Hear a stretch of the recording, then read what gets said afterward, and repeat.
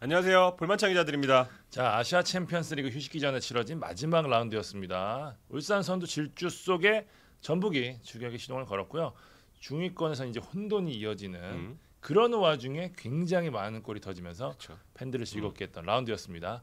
빠르게 돌아보도록 하겠습니다. 첫 경기는 성남 전북전입니다. 전북이 4대 0으로 승리했습니다. 지난해 6월 6일이 연상되는 그런 경기였습니다. 당시 어땠냐? 전북이 8경기 무승의 부진한 흐름 속에 아시아 챔피언스리그 출국을 앞두고 성남을 만났습니다. 이날 역시 아시아 챔피언스리그 출국을 앞두고 치르는 마지막 경기였죠.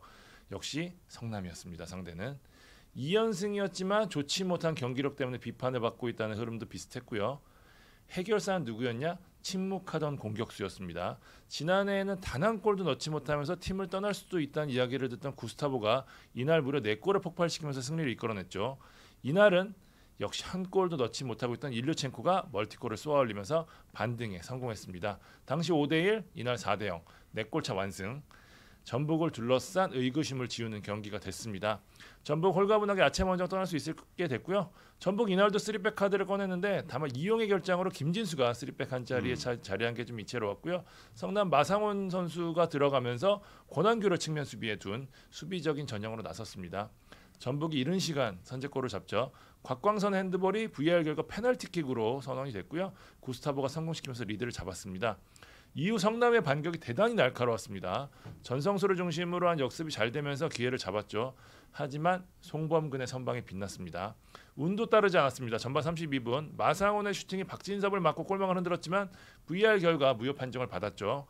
후반 전북은 이제 문선민 바로를 중심으로 한 역습이 살아나면서 연속골을 넣었는데 박진섭을 올려서 포백으로 전환한 효과를 좀 잘 봤습니다. 김석식 감독도 경기 후에 이에 대해서 언급을 했고요.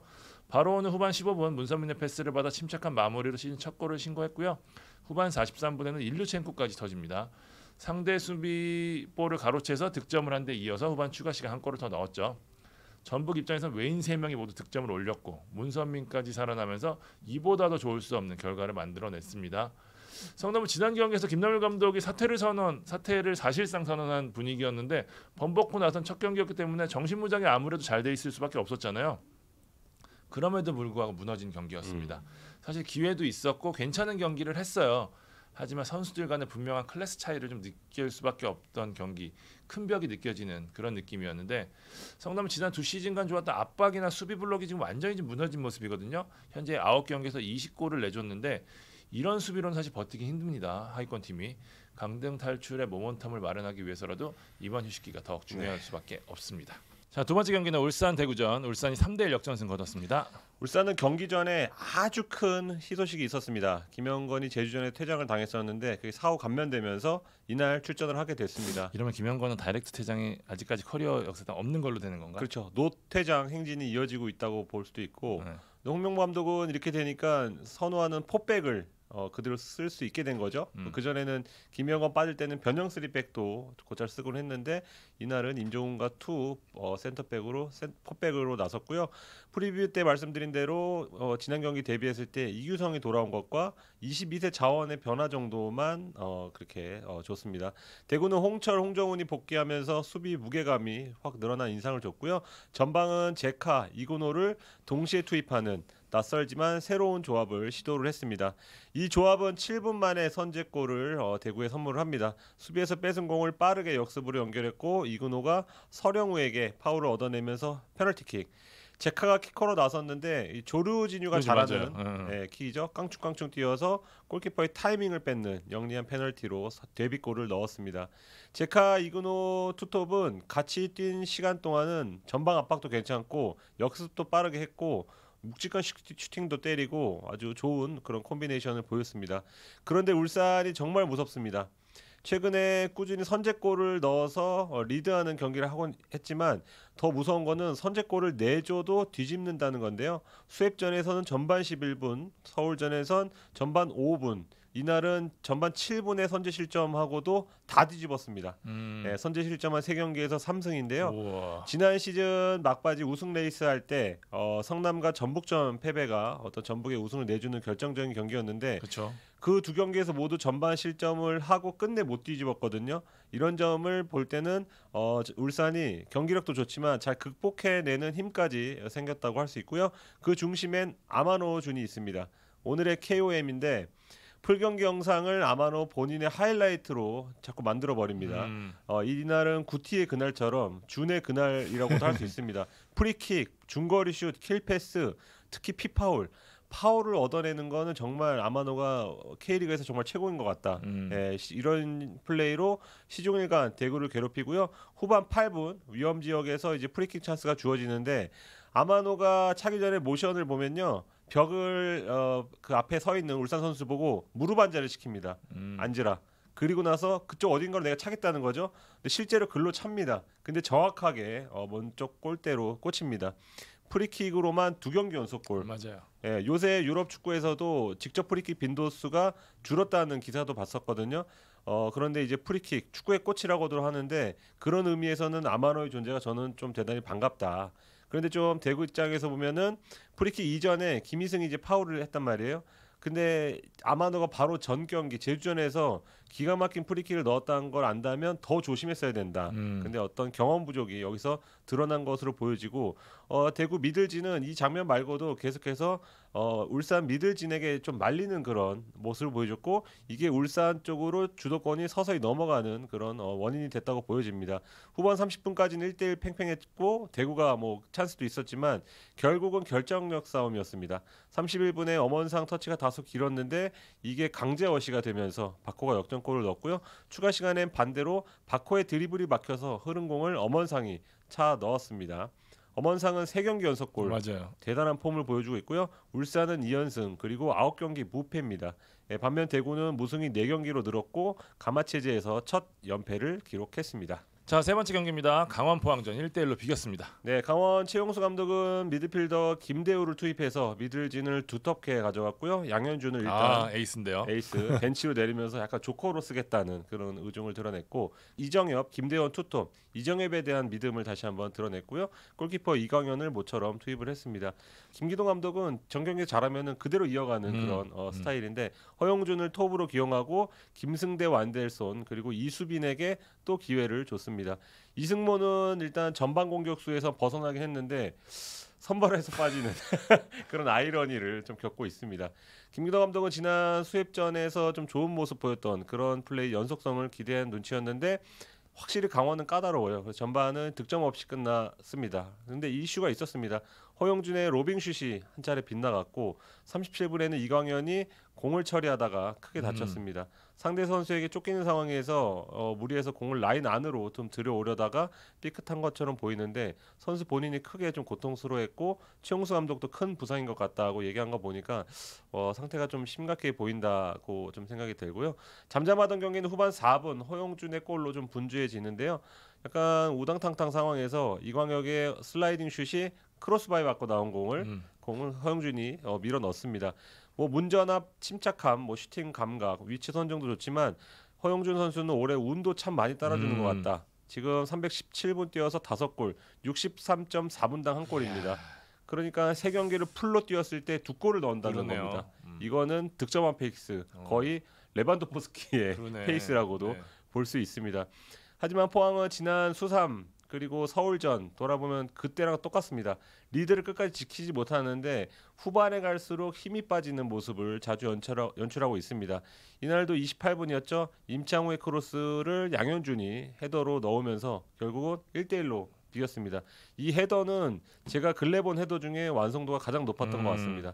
일단 점프 타이밍, 각도도 좋았고 폼은 정말 아구에로가 잘하는 양팔을 벌려서 고개를 흔드는 그런 아주 멋진 헤더를 보여줬습니다. 양현준이 그간 도움, 뭐 파울 획득 등으로 팀 공격에 아주 큰 기여를 했는데 프로 데뷔골까지 넣었습니다.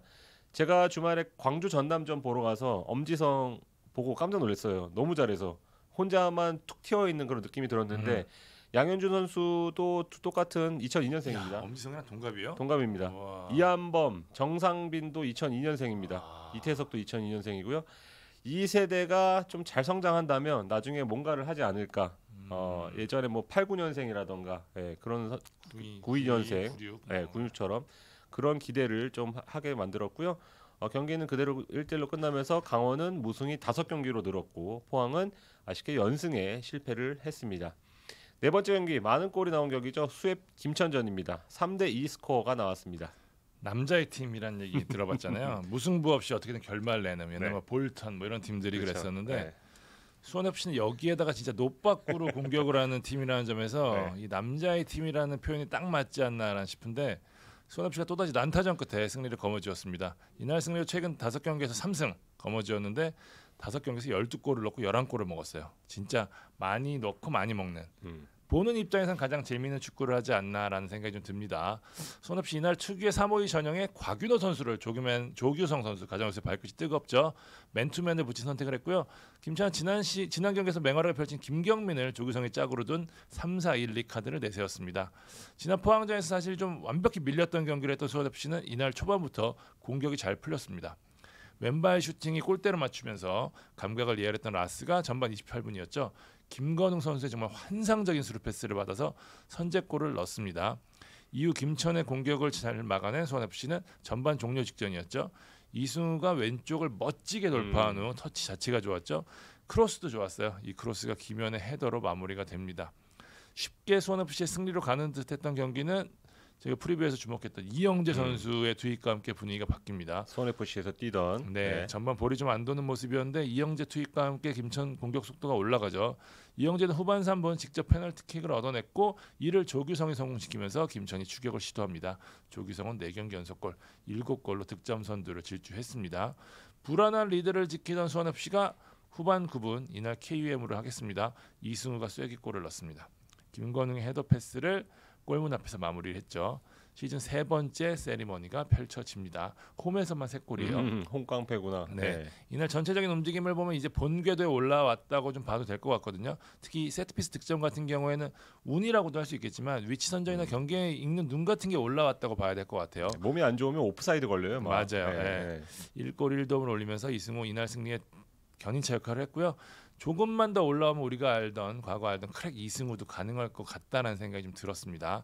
김천 후반 19분이었죠. 유인수의 득점으로 한 골을 만회한 데 이어 후반 39분 유인수가 2차례 결정적인 슈팅을 날리지만 유연의 슈퍼 세이브에 진짜 슈퍼 세이브에 막히고 말았습니다. 이건 유연이니까 할 수 있었어요. 맞아요. 수원FC는 이 불안한 리드 속에서도 수비를 내리지 않고 공격적인 기조 유지하는 모습 상당히 인상적이었는데 사실 많은 팀들이 특히 시즌 초에는 밴드를 위해서 공격 축구를 하겠습니다라고 얘기를 하는데 그래놓고 수비 축구하지. 맞아요. 근데 수협은 진짜 공격 축구. 물론 뭐 수비도 좀 뭐 안 좋긴 하지만 진짜 공격 축구라는 생각 들고요.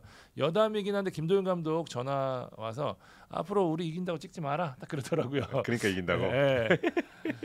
어쨌든 수원FC 또 승리하고 직전 경기에서 성남이 완승을 거두면서 그 흐름을 찾는가 했던 김천은 코로나 여파도 있었고 수비 불안등이 겹치면서 3번째 패배를 당했습니다. 5번째 경기도 많은 골이 나왔습니다. 인천 제주전 2대2로 비겼습니다. 이번 경기 화두도 퇴장. 인천 지난 대구전에서 또다시 퇴장자가 발생하면서 수적 열세 속 경기를 했고요. 제주는 울산전에 이번 경기에서도 상대가 퇴장을 당하면서 수적 우위를 누리면서 경기를 했습니다. 결과는 달라졌습니다. 인천은 막판 아쉽게 승리를 놓쳤고 제주는 연패를 당할 뻔한 상황에서 무승부를 거뒀습니다. 네, 인천은 다 잡았던 승리를 놓쳤다는 점에서 아쉽고 제주는 이겨야 하는 경기를 또 놓쳤다는 점에서 아쉬운 그런 경기라고 할 수 있겠는데요. 인천은 퇴장으로 빠진 김동민 자리에 강민수가 들어가고 여름 김보섭이 선발 라인업에 복귀했습니다. 이주영도 참으로 엔트리에 이름을 올렸죠. 제주는 3백이 눈에 띄었습니다. 정훈, 김봉수, 안태현. 전문 센터백이 한 명도 없는 그런 라인업이었어요. 제주의 승부수가 이른 시간 재미를 봅니다.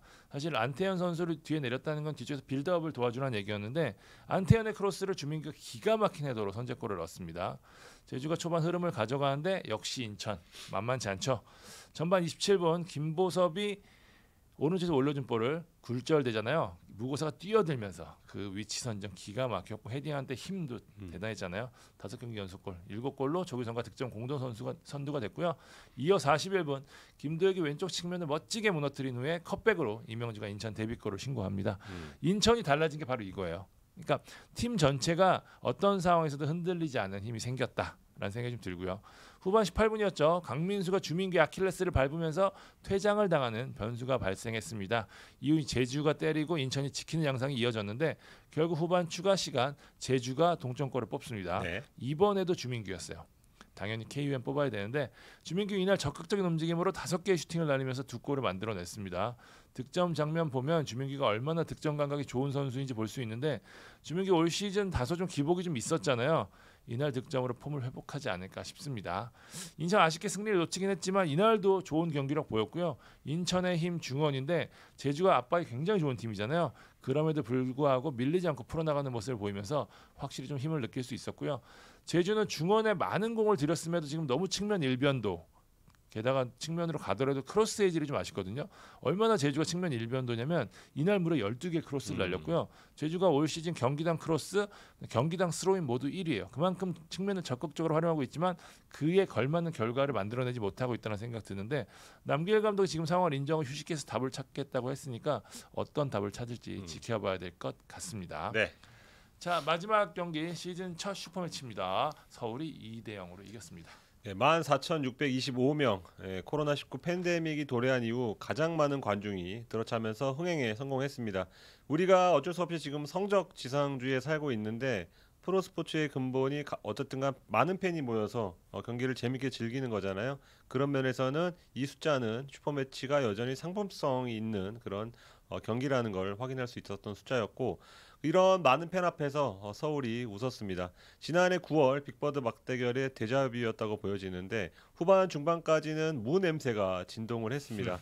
그런데 서울이 어수선한 틈을 놓치지 않고 후반 34분 첫 골을 뽑아냈죠. 팔루세비치가 대각 지점에서 전매 특허인 왼발 감차로 첫 골을 넣었습니다. 지난해 개막 후에 8경기 만에 마수골이 골을 넣었는데 올해는 그와 비슷한 9경기 만에 첫 골을 넣으면서 본격 시동을 걸었습니다.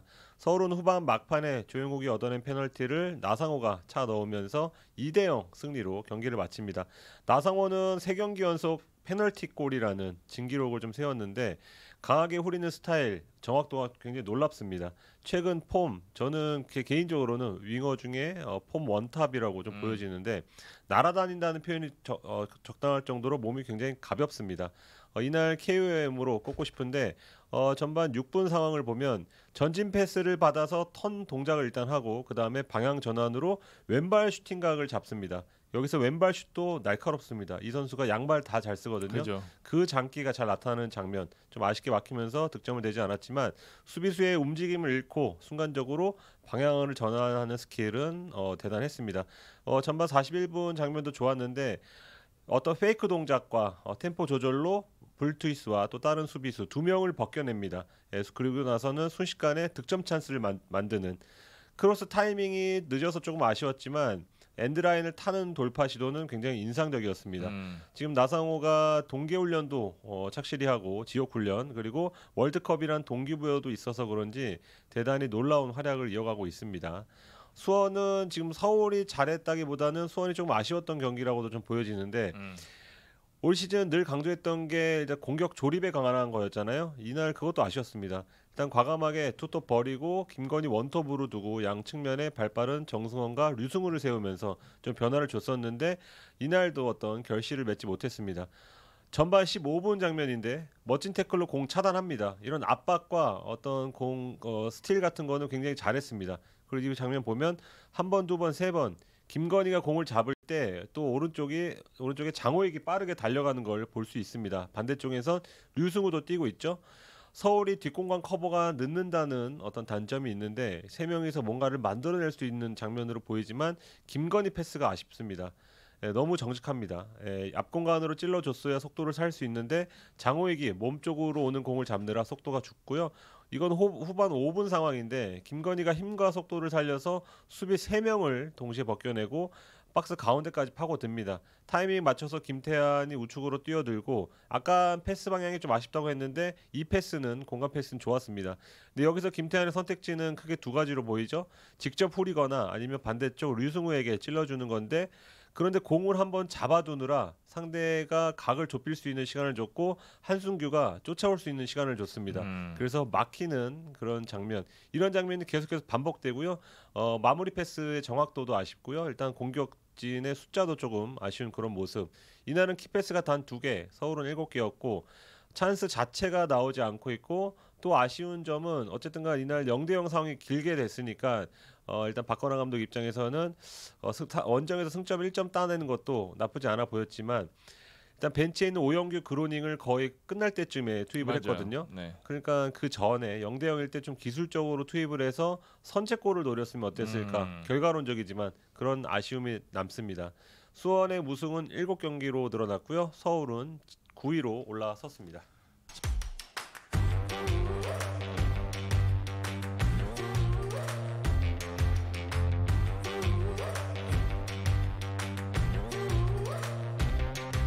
자, 그라운드 리뷰해봤습니다. 저희는 주중 컨텐츠로 찾아뵙도록 하겠습니다. 지금까지 볼만치 않은 기자들이었습니다. 감사합니다.